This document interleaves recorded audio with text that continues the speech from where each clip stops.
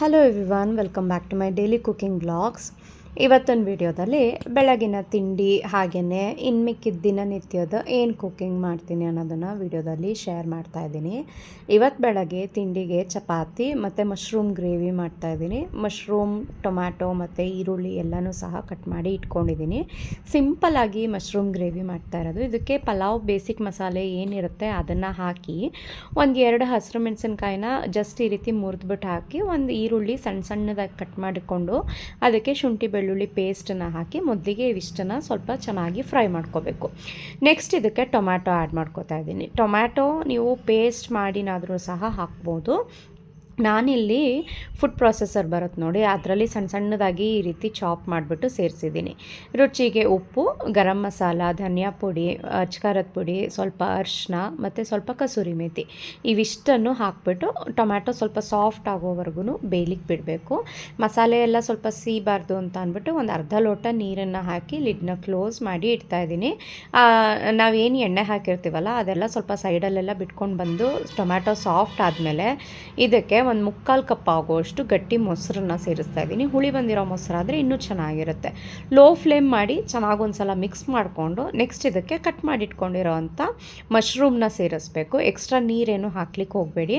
Mushroom ಬೇಯ್ತಾ ಅದೇ ನೀರು ಬಿಟ್ಕೊಂಡಂಗೆ ಆಗುತ್ತೆ. ಸೊ ಹಾಗಾಗಿ ನಾನಿಲ್ಲಿ ಜಸ್ಟ್ ಏನು ಮೊಸರು ಮತ್ತು ಟೊಮ್ಯಾಟೊ ಹಾಕಿದ್ದೆ ಅಲ್ವಾ ಅಷ್ಟೇ ನೀರು ಹಾಕಿದ್ದೀನಿ.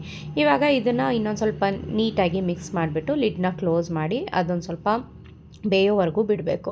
ಸೊ ನೋಡಿ, ಮಶ್ರೂಮ್ ಜಾಸ್ತಿ ಇದ್ದಿದ್ದು ಚೆನ್ನಾಗಿ ಬೆಂದಿದ್ದಾದ ನಂತರ ಶ್ರಿಂಕ್ ಆಗಿರುತ್ತೆ ಆ್ಯಂಡ್ ನೀರು ಏನು ಬಿಟ್ಕೊಂಡಿರುತ್ತಲ್ಲ ಅದೆಲ್ಲ ಸ್ವಲ್ಪ ಕಡಿಮೆ ಆಗೋವರೆಗೂ ನಾವು ಚೆನ್ನಾಗಿ ಫ್ರೈ ಮಾಡಿಕೊಂಡು ಕೊನೆಯಲ್ಲಿ ಇದಕ್ಕೆ ಒಂದು ಸ್ವಲ್ಪ ನಾನೊಂದು 1/4 ಕಪ್ ಆಗೋಷ್ಟು ಹಾಕ್ಕೊಂಡಿದ್ದೀನಿ ಫ್ರೆಶ್ ಕ್ರೀಮು. ಸ್ವಲ್ಪ ಜಾಸ್ತಿ ಇದ್ದರೆ ಕ್ರೀಮಿಯಾಗಿ ಚೆನ್ನಾಗಿರುತ್ತೆ ಅಂತ ಅಂದ್ಬಿಟ್ಟು ಫ್ರೆಶ್ ಕ್ರೀಮ್ನ ಹಾಕಿ ಕೊತ್ತಂಬರಿ ಸೊಪ್ಪನ್ನು ಹಾಕಿ ಜಸ್ಟ್ ಸ್ಟವ್ನ ಆಫ್ ಮಾಡಿ ಮಿಕ್ಸ್ ಮಾಡಿ ಮುಚ್ಚಿಡ್ತಾ ಇದ್ದೀನಿ. ಸ್ವಲ್ಪ ಗ್ರೇವಿ ಥಿಕ್ಕಾಗುತ್ತೆ, ಆಮೇಲೆ ನಾವು ತಿನ್ನೋ ಟೈಮ್ಗೆ ಕರೆಕ್ಟ್ ಆಗುತ್ತೆ ಅಂತ ಅಂದ್ಬಿಟ್ಟು.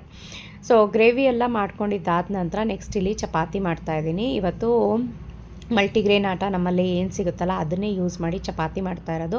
ಲಾಸ್ಟ್ ಟೈಮ್ ಅದನ್ನೇ ಯೂಸ್ ಮಾಡಿ ನೈಟ್ ಡಿನ್ನರ್ಗೆ ಫುಲ್ಕಾ ಮಾಡೋದನ್ನು ತೋರಿಸಿದೆ. ತುಂಬ ಜನ ಇಷ್ಟಪಟ್ಟಿದ್ರಿ. ಆ್ಯಂಡ್ ಇವತ್ತು ಅದರಲ್ಲೇನೇ ಲೇಯರ್ ಚಪಾತಿ ಮಾಡ್ತಾಯಿದ್ದೀನಿ. ಆ್ಯಂಡ್ ನಾನು ಚಪಾತಿ ಮಾಡಬೇಕಾದ್ರೆ ಯಾವಾಗ್ಲೂ ಫಸ್ಟ್ ಈ ರೀತಿ ಪೂರಿ ಸೈಜಿಗೆ ಲಟ್ಟಿಸ್ಕೊಂಡು ಒಂದು ಸ್ವಲ್ಪ ಆಯಿಲ್ನ ಸ್ಪ್ರೇ ಮಾಡಿ ಟ್ರಯಾಂಗಲ್ ಶೇಪ್ಗೆ ಫೋಲ್ಡ್ ಮಾಡಿ ಮತ್ತೆ ಅದನ್ನು ಚಪಾತಿ ಥರ ಸೈಡಲ್ಲೆಲ್ಲ ತೆಳುವಾಗಿ ಹರ್ಕೊತೀನಿ. ಆವಾಗ ಉಬ್ಬಿನೂ ಬರುತ್ತೆ ಆ್ಯಂಡ್ ತಿನ್ಬೇಕಾದ್ರೆ ಲೇಯರ್ ಥರ ಬರುತ್ತೆ. ಸಖತ್ತಾಗಿ ಅನಿಸುತ್ತೆ. ನಮಗಂತೂ ಚಪಾತಿ ತುಂಬಾ ಇಷ್ಟ.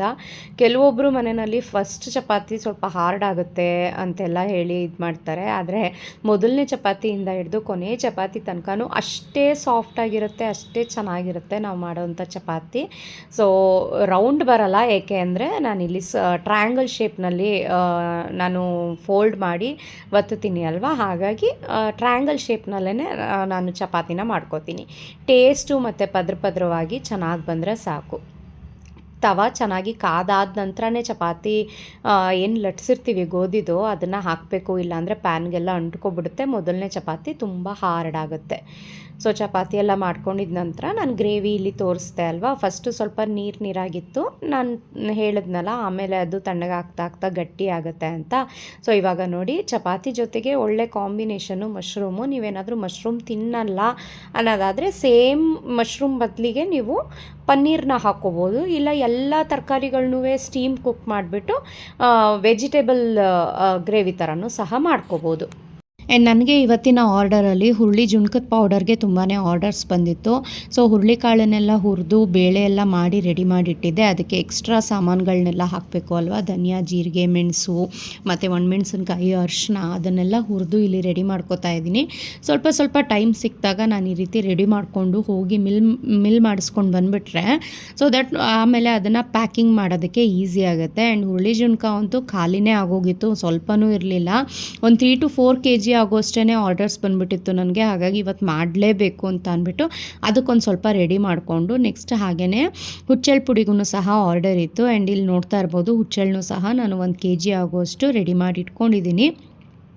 ಮಧ್ಯಾಹ್ನದ ಊಟದ ಟೈಮಿಗೆ ಅಷ್ಟರಲ್ಲಿ ಹುಚ್ಚೆಳ್ಳು ಪುಡಿಗೂ ಎಲ್ಲನೂ ಸಹ ಹುರಿದ್ಬಿಟ್ಟು ತೆಗೆದಿಟ್ಬಿಡೋಣ ಅಂತ ಅಂದ್ಬಿಟ್ಟು ಅದನ್ನು ಸಹ ರೆಡಿ ಮಾಡಿಕೊಂಡೆ. ಅಷ್ಟರಲ್ಲಿ ಮಧ್ಯಾಹ್ನದ ಊಟದ ಟೈಮು ಸಹ ಆಯಿತು. ಬೆಳಗ್ಗೆ ಗ್ರೇವಿ ಮಾಡಿದ್ದು ಸ್ವಲ್ಪ ಮಿಕ್ಕಿತ್ತು, ಅದಕ್ಕೇ ಪನ್ನೀರ್ ಹಾಕಿ ಸ್ವಲ್ಪ ಜೀರಾ ರೈಸ್ ಮಾಡಿಬಿಡೋಣ ಅಂತ ಅಂದ್ಬಿಟ್ಟು ರೈಸ್ಗೂ ಸಹ ಇಟ್ಟಿದ್ದೆ.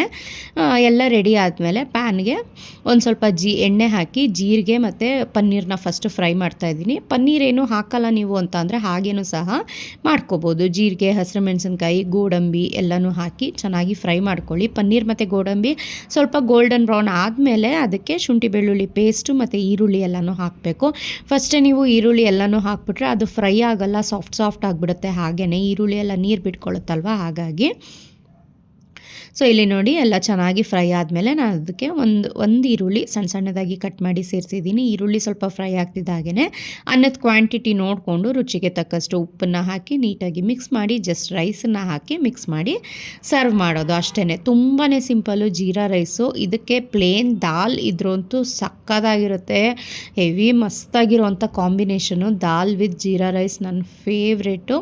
ಖಾರಕ್ಕೆ ಇಲ್ಲಿ ಹಸಿರು ಮೆಣಸಿನ್ಕಾಯಿನೂ ಸ್ವಲ್ಪ ಹಾಕಿದ್ದೆ, ಜೊತೆಗೆ ಕಾಳು ಮೆಣಸಿನ ಪುಡಿ ಒಂದು 2 ಸಣ್ಣ ಟೀ ಚಮಚ ಹಾಕಿದ್ದೀನಿ. ಸ್ವಲ್ಪ ಒಣ ದ್ರಾಕ್ಷಿನೂ ಸಹ ಹಾಕಿ ಕೊತ್ತಂಬರಿ ಸೊಪ್ಪನ್ನು ಸಹ ಹಾಕಿ ನೀಟಾಗಿ ಮಿಕ್ಸ್ ಮಾಡ್ತಾಯಿದ್ದೀನಿ. ಈ ಮಿಕ್ಸ್ ಮಾಡಬೇಕಾದ್ರೆ ಆ ಜೀರಿಗೆ ಘಮ ಏನಿದೆಯಲ್ಲ ಫುಲ್ ಮನೆಯೆಲ್ಲ ಹರಡ್ಕೊಳ್ಳುತ್ತೆ. ಸಖತ್ತಾಗಿರುತ್ತೆ. ಯಾರ್ಯಾರಿಗೆ ಜೀರಾ ರೈಸ್ ಇಷ್ಟ ಕಮೆಂಟ್ ಮಾಡಿ ತಿಳಿಸಿ. ಆ್ಯಂಡ್ ಸಾಮಾನ್ಯ ಹೋಟ್ಲುಗಳಲ್ಲಿ ಘೀ ರೈಸ್ ಅಂತ ಅಂದ್ರೂ ಇದೇ ರೀತಿ ಕೊಡ್ತಾರೆ, ಸೇಮ್ ಪ್ರೊಸೀಜರ್ ಇರುತ್ತೆ, ಬಟ್ ತುಪ್ಪದಲ್ಲಿ ಮಾಡಿ ಕೊಡ್ತಾರೆ ಅಷ್ಟೇ.